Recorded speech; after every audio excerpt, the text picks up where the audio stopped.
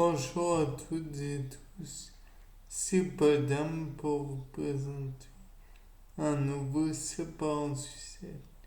Et aujourd'hui, ça va être sur le somnambulisme. Donc le somnambulisme, comme chacun a une idée plus ou moins fausse de ce que c'est. Je tiens à rappeler tout d'abord que c'est un trouble du sommeil. Ça appartient d'ailleurs à la famille des parasomnies. Les individus somnambules font des déambulations nocturnes totalement inconsciemment lors de leur sommeil profond, lent profond, pour être précis. Parce que si vous vous jetez dans l'idée que le sommeil est d'une traite identique, je vous recommande de voir comment ça se déroule. Enfin bon, ces déambulations peuvent être avec ou sans danger.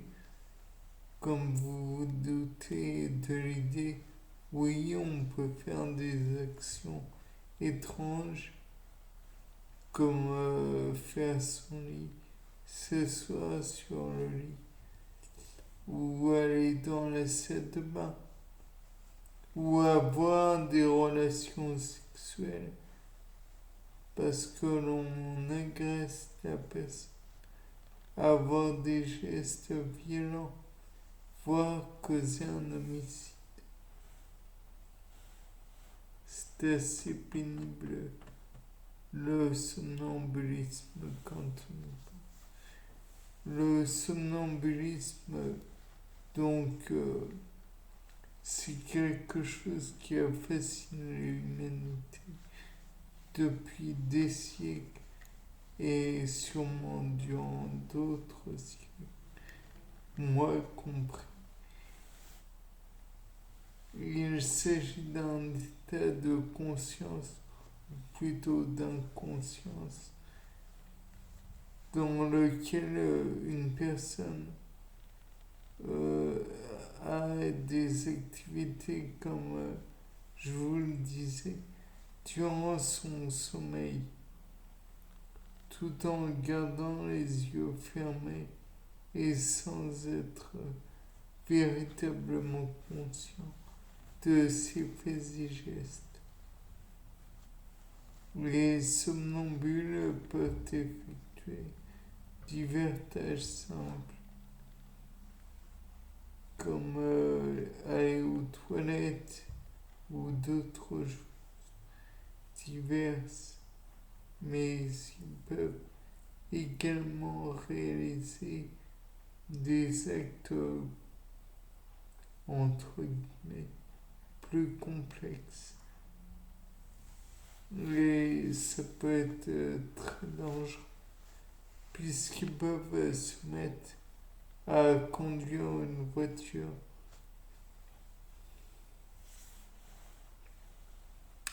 Donc je ne vous le dis peut-être pas, mais conduire une voiture les yeux fermés, c'est dangereux. Le somnambulisme touche environ 40% du monde, de la population mondiale, mais du monde en... Enfin bref, même si certaines personnes sont plus susceptibles que d'autres de développer un tel comportement. Les enfants, par exemple, peuvent être particulièrement touchés par le somnambulisme.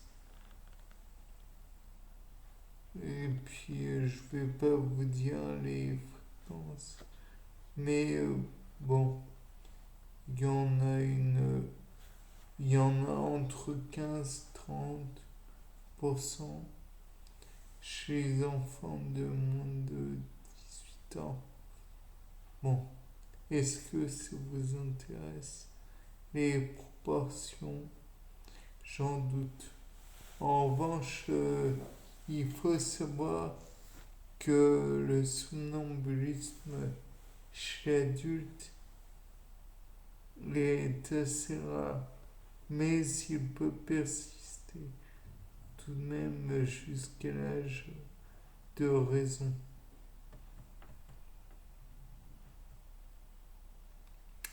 Les causes du somnambulisme ne sont pas encore très bien comprises, ce qui pourrait faire un sujet comment dire, de recherche assez intéressant. Peut-être pourrait-on causer. Après tout, nous connaissons quelques facteurs qui peuvent contribuer à son développement. Par exemple, le stress, les médicaments, le manque de sommeil. Bon, après, il y a la prédisposition génétique. Mais ça, on peut difficilement y toucher. Enfin, le changer. Il faut carrément il faut choisir les cobayes qui ont des parents qui ont des antécédents de somnambulisme. Après, si on a plusieurs facteurs de risque, eh bien pas de chance.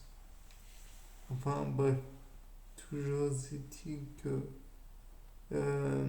il existe d'autres choses à dire, je présume. Mais bon.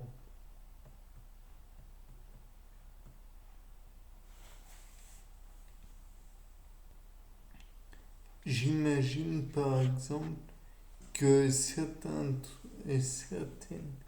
maladies demandant donc d'employer certains médicaments, comme par exemple les corticoïdes, que j'affectionne particulièrement comme sujet du moins de comment dire, comme sujet tout court.